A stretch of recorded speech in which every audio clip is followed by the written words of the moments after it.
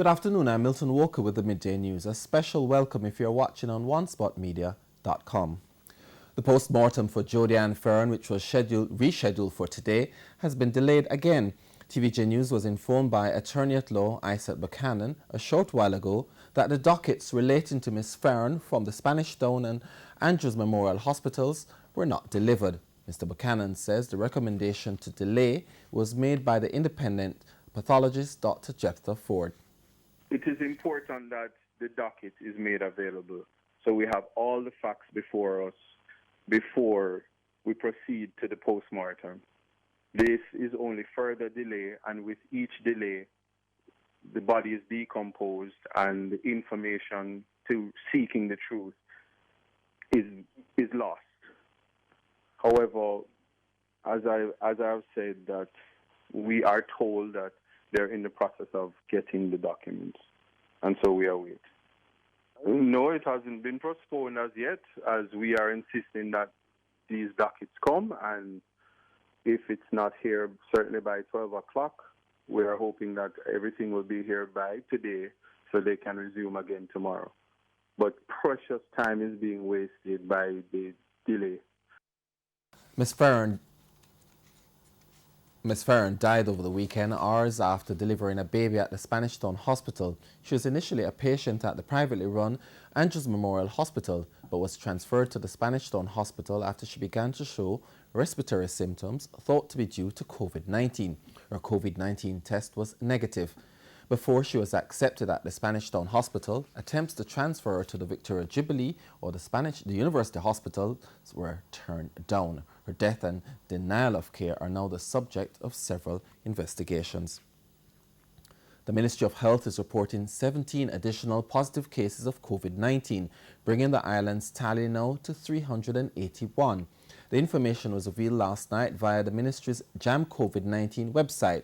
Of the number of cases, 232 are females while 149 are males. The ministry also noted that there are now 29 recoveries. In the meantime, the Kingston and St. Andrew Health Department yesterday served a closure notice on Centerfield Media, located on Trinidad Terrace in New Kingston. It said Centerfield Media was ordered closed for non-compliance under the Disaster Risk Management Order. The Health Department said the closure notice will remain in effect until further notice. And the offices of the Ministry of Education will remain closed for at least a second day after a member of staff was placed in quarantine.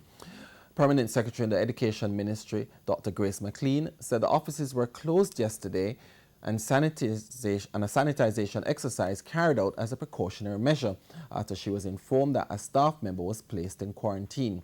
The staff member is a contact of a confirmed case. A sample has been taken from the staff member. The result is not yet in. It's believed that the staff member came in contact with other staff at the Ministry of Education. Dr. McLean said the ministry had already implemented its work-from-home policy and will continue to do so.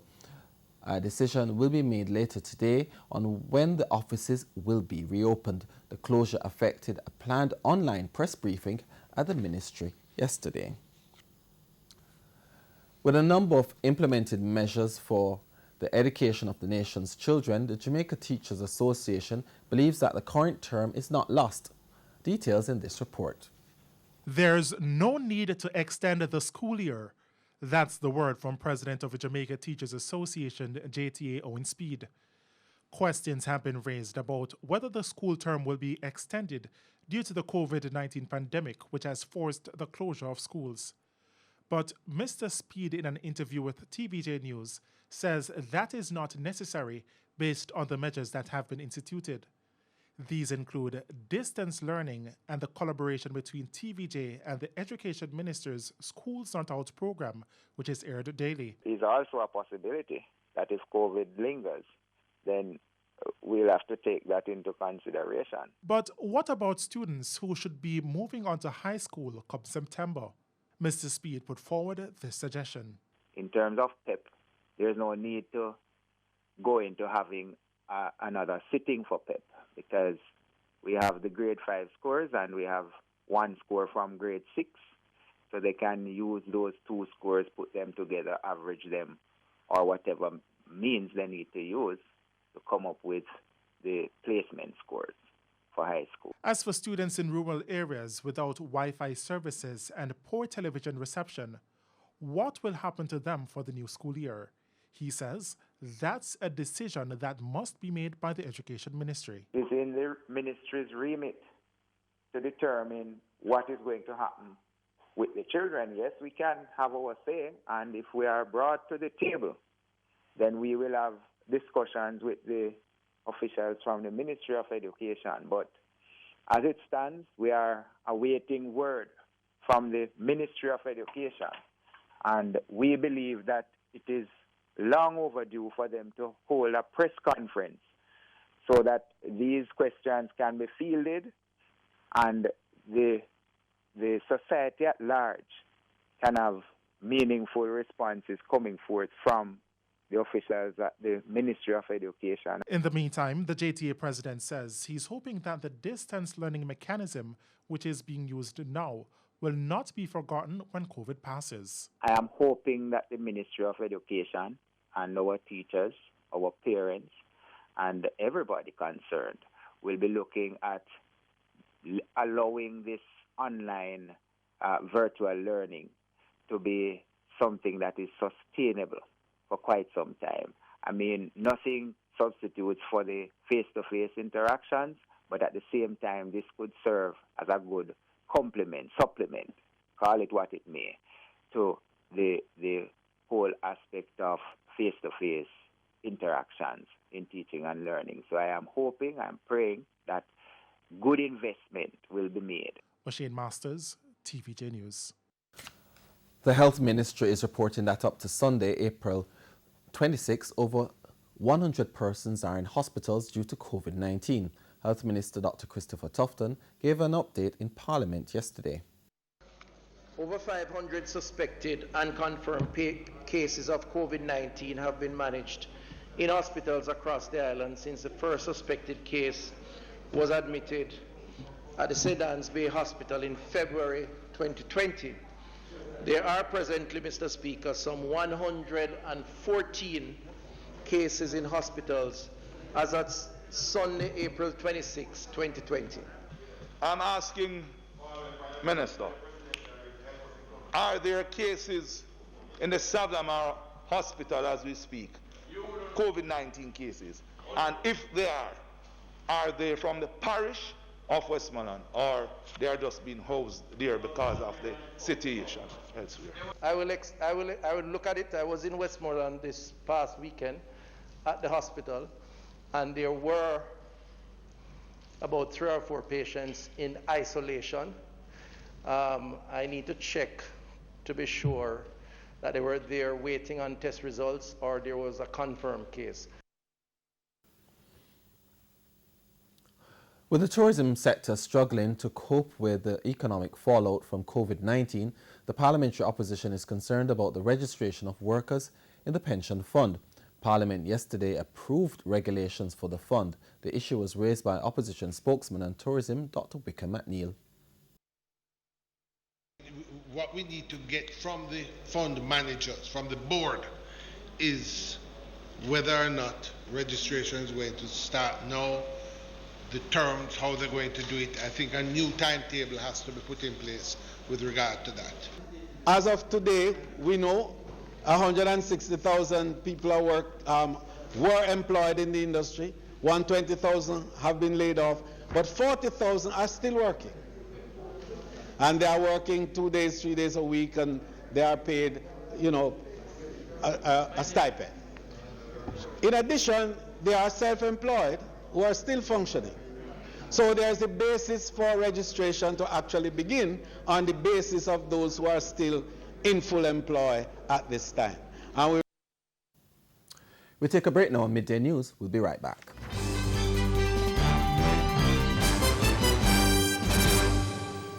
Welcome back. Normalcy has been restored in Lake Spence and Catherine following a protest yesterday afternoon. The residents protested after a 2-year-old was hit by a stone they claim was thrown by a police officer. The details in this report. A team from the St. Catherine North Police Division conducted an operation in the Lake Spence community on Tuesday afternoon. The operation was to ensure that residents were adhering to the lockdown orders which were implemented by the government to help stem the spread of COVID-19. However, the operation resulted in a 2-year-old being hit with a stone and a damaged bridge. It's understood that while driving through the community, the police found several men working on a front-end loader. The police approached the men, and a few minutes later, an altercation ensued. Then I'm out, some hear some gunshot of fire. When me run out of the police, them run go over there, so the man them a fix them tractor. Them run go over there, harass the man, drive out the tractor, drive out the bike. Almost kill off the youth, them must stand up right there, so.